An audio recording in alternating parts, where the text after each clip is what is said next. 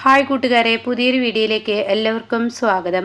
അങ്ങനെ ശിവാനിയോ കാര്യങ്ങൾ വിളിച്ച് പറയാണ് കേട്ടോ. ഈ സമയം വസുന്ധരയ്ക്ക് വലിയ സന്തോഷമാവുകയാണ്. അപ്പോൾ ഈ സമയം പറയണേ, എന്തായാലും അവരിങ്ങ് വരട്ടെ, ഞാൻ ഇപ്പം തന്നെ അവരെ ഇവിടെ നിന്ന് പുറത്താക്കുമെന്ന് വസുന്ധര പറയണം കേട്ടോ.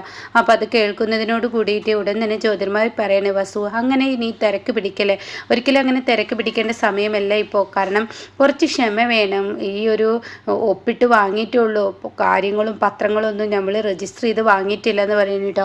അത് കേൾക്കുന്നതിനോട് വസുന്ധര പറയണേ, അവരിന്ന് പോകുമ്പോൾ എന്നെ എന്തൊക്കെ പറഞ്ഞിട്ടാണ് പോയിരിക്കുന്നത്, ഞാൻ അവർക്ക് ശകുനം മുടക്കിയാണ് ഇത്ര, അവരുടെ നല്ലൊരു ഇത് ഞാൻ കളഞ്ഞു എന്നൊക്കെയാണ് അവരെന്നോട് പറഞ്ഞത് എന്നൊക്കെ ഇങ്ങനെ പറയുന്നു കേട്ടോ.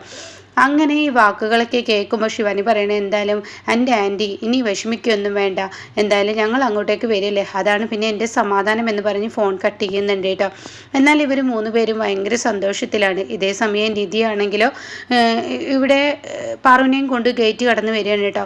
അപ്പോൾ ഇവർ വരുന്നത് കാണുമ്പോൾ തന്നെ വസു എന്താ എന്നെ എന്തെല്ലാം വാക്കുകൾ പറഞ്ഞിട്ടാണ് അവർ പോയത്, അവർക്ക് ഞാൻ അവരുടെ മുന്നിൽ വന്ന് നിൽക്കുമ്പോൾ ഞാൻ ഏറ്റവും വലിയ വൃത്തികെട്ടവളാത്രേ, ഇന്നത്തെ ദിവസം തന്നെ അവർക്ക് പോക്കാത്രേ, അവർക്ക് എന്നുണ്ടായത് എന്തെന്ന് അവർക്ക് അറിയില്ലല്ലോ, എന്തായാലും അകത്തോട്ട് കയറാമെന്ന് പറഞ്ഞ് വസു അകത്തോട്ട് കയറണം കേട്ടോ. അപ്പോൾ ആ സമയം കാണാം പാറുവിനെ ഇങ്ങനെ പൊക്കി പിടിച്ചിട്ട് ഇങ്ങനെ നിധി വരുന്നത് കേട്ടോ. പതിയെ ഇങ്ങനെ നടത്തിയിട്ടാണ് വരുന്നത്. ഇതേസമയം മനഃപൂർവ്വം തന്നെ വസുന്ധര അവർ വരുന്ന ആ മുന്നിലിരിക്കുന്ന സോഫയിൽ അങ്ങ് കയറി ഇരിക്കുകയാണ് കേട്ടോ. ഇതോട് കൂടിയിട്ട് ഇത് കാണുമ്പോൾ പാറുവിന് നടക്കാൻ പോലും വയ്യ. ഒന്ന് നടക്കുമ്പോഴേക്കും തളരുന്ന പാറുവിനെ ഇരുത്താൻ അവിടെ സോഫയില്ല.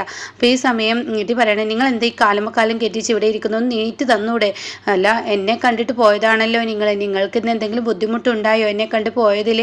അത് കേട്ടുടനെ നിധി പറയണേ, കൂടുതൽ സംസാരിക്കാൻ നിൽക്കണ്ട, നിങ്ങളെപ്പോലെയുള്ള സ്ത്രീയെ കണ്ടതുകൊണ്ട് തന്നെ ഇന്ന് ഞങ്ങൾക്കുണ്ടായത് എന്താണെന്നറിയോ, എൻ്റെ പാറു നിൽക്കുന്ന എൻ്റെ ആൻറ്റി അമ്പലത്തിൽ ഇന്ന് മഴങ്ങി വീഴുകയാണ് ചെയ്തത്, ചില ശകുനം മുടക്കികളെ മുന്നിൽ കണ്ടാൽ ഇതൊക്കെ തന്നെ വരാനിരിക്കുന്നത് എന്നൊക്കെ പറഞ്ഞ് പരിഹസിക്കുകയാണ് കേട്ടോ. അപ്പോൾ ഈ വാക്കുകൾ കേൾക്കുമ്പോൾ സത്യം പറഞ്ഞാൽ ദേഷ്യം പിടിക്കുകയാണ് ഇവിടെ നിധിക്ക്, വസുന്ധരക്ക് കേട്ടോ. അപ്പോൾ വസുന്ധര പറയടി നീ എത്രത്തോളം പറയും എന്ന് ആലോചിച്ച് തന്നെയാണ് ഞാനും ഇവിടെ നിൽക്കുന്നത്, നീ എത്രത്തോളം പറയുമെന്ന് ഞാൻ നോക്കട്ടെ, എനിക്കറിയാം നിൻ്റെ സ്വഭാവം, നീ പറയേ ഒരു കുഴപ്പമില്ല എന്നൊക്കെ ഇങ്ങനെ പറയണം. അപ്പോൾ ഉടൻ തന്നെ അവിടോട്ട് ഗൗതം കയറി വരികയാണ്. ഗൗതം ചോദിക്കുകയാണ്, ഇപ്പോൾ കുഴപ്പമൊന്നുമില്ലല്ലോ, വെറുതെ കാര്യമില്ലാതെ ഓരോരുത്തരോട് സംസാരിച്ച് തന്നിട്ട് കാര്യമില്ല, അമ്മ പറഞ്ഞതുപോലെ ഓരോ ശകുനം മുടക്കികളെ കണ്ടു കഴിഞ്ഞാൽ പിന്നീടുള്ള ദിവസങ്ങളൊക്കെ പോക്കായിരിക്കും, അത് സത്യമാണ്, എന്തായാലും എൻ്റെ മോന് വിജയിച്ചില്ലേ, അതെ അമ്മേ ഞാൻ വിജയിച്ചു, ആ എഗ്രിമെൻറ്റിൽ ഞാൻ ഒപ്പിട്ടു. അത് കേട്ടോടെ തന്നെ വസുന്ധര, എന്തായാലും നിങ്ങൾ എന്നെ കണ്ടിട്ട് പോയിട്ട് നിങ്ങൾ ചെയ്തിരിക്കുന്ന പ്രവൃത്തി വിജയിച്ചോ ഇല്ലേ എന്നുള്ളത് ഇപ്പോഴല്ലേ അറിയാം, അത്രയും വലിയ ആ പ്രൊജക്റ്റൊക്കെ നിന്നെക്കൊണ്ട് ഏറ്റെടുക്കാൻ കഴിയുമോ. അത് കേട്ട ഉടനെ ഗൗതം പറയണേ, അതെ നിങ്ങൾ എന്നെ പഠിപ്പിക്കാനൊന്നും വരണ്ട, എനിക്ക് നന്നായിട്ട് അറിയാം ആ പ്രൊജക്റ്റൊക്കെ ഏറ്റെടുക്കാൻ എന്ന് പറയാനിട്ടോ. അപ്പോൾ അത് കേട്ട നിധിക്കൊരു സംശയം തോന്നി. അപ്പോൾ വസുന്ധര അറിയണേ, കണ്ടറിയാൻ വരാനിരിക്കുന്നത് എന്താണെന്ന്, ഇപ്പോൾ കിടന്നിങ്ങനെ നകലിക്കണ്ട, ഓരോ കാര്യങ്ങൾ കയ്യിലോട്ട് വരുമ്പോഴാണ് ഓരോന്നിൻ്റെയും ബുദ്ധിമുട്ടും വിഷമവും എന്താണെന്ന് തിരിച്ചറിയാൻ കഴിയാതെ ഇപ്പോഴല്ലേ മനസ്സിലാക്കുന്നത് എന്നൊക്കെ ഇങ്ങനെ പറയാനിട്ടോ. അപ്പോൾ ഈ സമയം പാറു പറയണ, മതി നിൻ്റെ എരണം കെട്ട നാക്കുകൊണ്ട് ഓരോന്ന് പറഞ്ഞിട്ട് എൻ്റെ കുഞ്ഞിനെ വേദനിപ്പിക്കാതെ, എൻ്റെ കുഞ്ഞ് വിജയിച്ചു വന്നിരിക്കുകയാണ്, ആ വിജയമാണോ തോൽവിയാണോ ഉണ്ടായിരിക്കുന്നത് നമുക്ക് കണ്ടറിയാം, വഴിയെ മനസ്സിലാക്കുക എന്ന് പറയുക. വസുന്ധര പോകുമ്പോൾ ഉടൻ തന്നെ നിധി പറയണം, എന്താ അവരുടെ വാക്കുകൾക്കൊരു മൂർച്ച, ആ വാക്കുകൾക്ക് എന്തോ പന്തികേട് തോന്നുന്നു. അത് കേൾക്കുന്നതിനോട് കൂടി ഉടൻ തന്നെ പാറു പറയണത്, അവളെന്നും പറയുന്നതല്ല, അവളുടെ ഈ വാക്കുകളൊക്കെ കേട്ട് മടുത്തിരിക്കുന്നതെന്ന് പറയട്ടോ. എന്നുള്ള വാക്കല്ല ഇത്, എന്തോ ഒരു പന്തികേട് എനിക്ക് തോന്നുന്നുണ്ട്, എന്തോ ഒരു കള്ളത്തരം അവരിലുള്ളതുപോലെ എനിക്ക് തോന്നുന്നതെന്നൊക്കെ പറയുമ്പോൾ, നീ നിധി മിണ്ടാതിരുന്ന് നമ്മുടെ ഈ സന്തോഷത്തിൽ എന്തെങ്കിലും മധുരം പോയി ഉണ്ടാക്കിക്കുക, എന്നിട്ട് നമുക്ക് എല്ലാവർക്കും പങ്കിട്ട് കഴിക്കാമെന്ന് പറയാം. അത് കേൾക്കുന്നതിനോട് കൂടി ഗൗതം, അതെ ശരി നീ അത് ചെയ്യുകയെന്ന് പറയട്ടോ.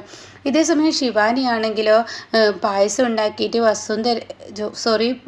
ജ്യോതിർമയിക്കും അതുപോലെ പ്രണവിനും കൊണ്ടുകൊടുക്കുകയാണ്. പ്രണവ് പറയണേ, എന്നാലും എൻ്റെ ആൻറ്റി നിങ്ങളുടെ ബുദ്ധി പറയാതിരിക്കാൻ വയ്യ, വപാരം തന്നെ ഞാൻ ഒരിക്കലും വിചാരിക്കാത്ത ഒരു കാര്യമാണ് എനിക്കിന്ന് നേടിയെടുക്കാൻ കഴിഞ്ഞത് എന്നൊക്കെ ഇങ്ങനെ പറയുമ്പോൾ ഉടൻ തന്നെ പറയണേ, എൻ്റെ മക്കളെ രക്ഷിക്കുക എന്നുള്ളത് എൻ്റെ ഒരു കടമയല്ല, അത് ഞാൻ ചെയ്തതാണെന്ന് ജ്യോതിർമായി പറയട്ടോ. അപ്പോൾ ശിവാനി പറയണേ, ആൻറ്റി ഇതാ എന്ന് പറയണത് എന്താ, അത് പായസമാണ്, ഇന്ന് വിജയിച്ച് കിട്ടിയ എന്നില്ല സന്തോഷത്തിൽ എന്തെങ്കിലും മധുരം കഴിക്കാതിരിക്കാൻ പറ്റില്ലല്ലോ.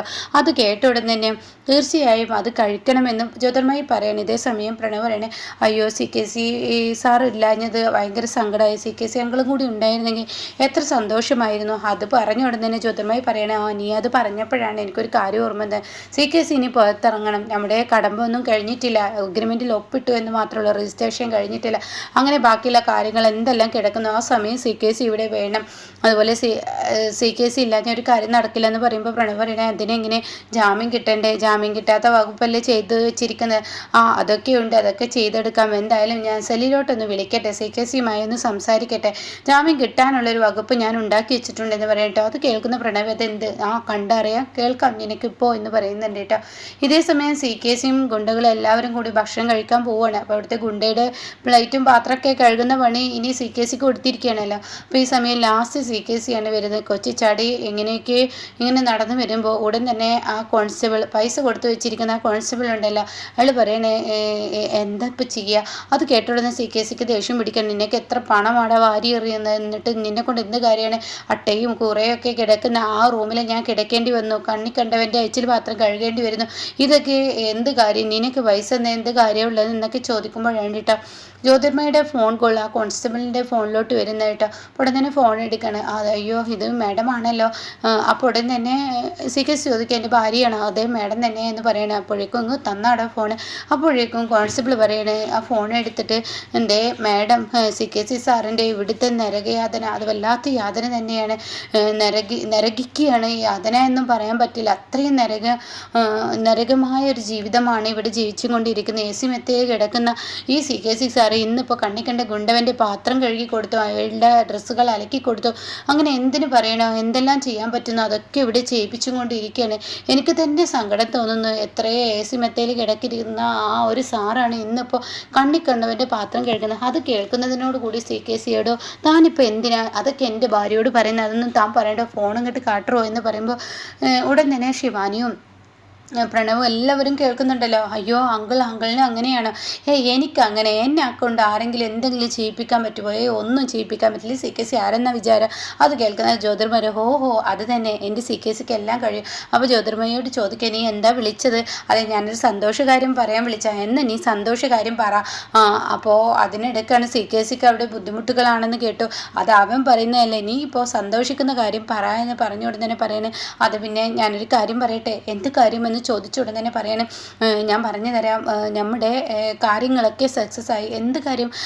അതെ, ഗൗതമിൻ്റെ ആ സ്വത്തുക്കളില്ല, അതൊക്കെ പ്രണവിൻ്റെ പേരിൽ നിന്ന് എഴുതി കൊടുത്തു, അത് എഴുതി വാങ്ങിച്ചു. ഇനി അത് രജിസ്ട്രേഷൻ നടക്കണം. അതുമാത്രമല്ല, രജിസ്ട്രേഷൻ നടന്നാൽ മാത്രമാണ് അവനെ അവിടെ നിന്ന് പുറത്താക്കാൻ പറ്റുള്ളൂ. ഈ നല്ല ഒരു ദിവസമായിട്ട് എനിക്കൊന്ന് പുറത്തിറങ്ങാനോ എനിക്കൊന്ന് ഇതിനൊപ്പം സന്തോഷം പങ്കുവെക്കാനോ എനിക്ക് പറ്റുന്നില്ലല്ലോ എന്ന് CKC പറഞ്ഞു ഉടൻ തന്നെ പറയണം. ആര് പറഞ്ഞു പറ്റുന്നില്ലെന്ന്, എല്ലാം പറ്റും, എനിക്കറിയാം. അതിനെന്താ വഴി എന്ന് CKC ചോദിക്കണം. അതിനുള്ള വഴിയാണ് ഞാൻ പറയുന്നത്. അതെ, CKC ഇപ്പോൾ തന്നെ ഈ ഫോൺ കട്ട് ചെയ്ത ഉടൻ തന്നെ എനിക്ക് നെഞ്ചു വലിക്കുന്നു എന്ന് പറഞ്ഞ് അലറി വിളിച്ച് കരയണം. അപ്പോൾ അവിടെ നിന്ന് എല്ലാവരും കൂടി CKCയെ ഹോസ്പിറ്റലിലോട്ട് കൊണ്ടുപോകും. ആ ഹോസ്പിറ്റലിലെ ഡോക്ടറെ, നഴ്സിനെ, സെക്യൂരിറ്റിയെ പോലും ഞാൻ ഈ പൈസ കൊടുത്ത് വാങ്ങിച്ചു വെച്ചിരിക്കുകയാണ്. അവർ നമുക്കൊപ്പം നിൽക്കും. CKCക്ക് അസുഖമാണെന്ന് ഉറപ്പിക്കും, CKCക്ക് വലിയ അസുഖം ഉണ്ടെന്ന് ഉറപ്പിക്കും. പിന്നീട് CKCക്ക് റെസ്റ്റ് പറയും. ആ സമയം CKCക്ക് റെസ്റ്റ് പറയുന്ന സമയത്ത് മെഡിക്കൽ റിപ്പോർട്ട് സമർപ്പിക്കാൻ ഈ ഒരു കോടതിയിൽ അത് ആവശ്യപ്പെടും. ആ സമയം കോടതിയിലും ഇതേപോലെ റെസ്റ്റ് വേണമെന്ന് ഞാൻ പറഞ്ഞു കഴിഞ്ഞാൽ, ഡോക്ടറെ കൊണ്ട് പറയിപ്പിച്ച് കഴിഞ്ഞാൽ, പിന്നീട് CKCക്ക് ജാമ്യം എടുക്കാൻ സിമ്പിളാണ്. കുറച്ച് ദിവസത്തേക്ക് CKCക്ക് ജാമ്യം കിട്ടും. അതോടുകൂടി ബാക്കിയുള്ള കാര്യങ്ങൾ നമുക്ക് ചെയ്തെടുക്കാം എന്നൊക്കെ പറയുമ്പോൾ പ്രണവ് ശിവാനി ആകെ അന്തം വിട്ടു പോവാണ് കേട്ടോ ജ്യോതിർമയുടെ ബുദ്ധി കേൾക്കുമ്പോൾ. അപ്പോൾ ഉടൻ തന്നെ CKC ശരി, എന്നാൽ ഞാൻ നോക്കട്ടെ, എന്നാൽ അത് ചെയ്യാൻ നോക്കട്ടെ എന്ന് പറഞ്ഞിട്ട് ഫോൺ കട്ട് ചെയ്യാണ്.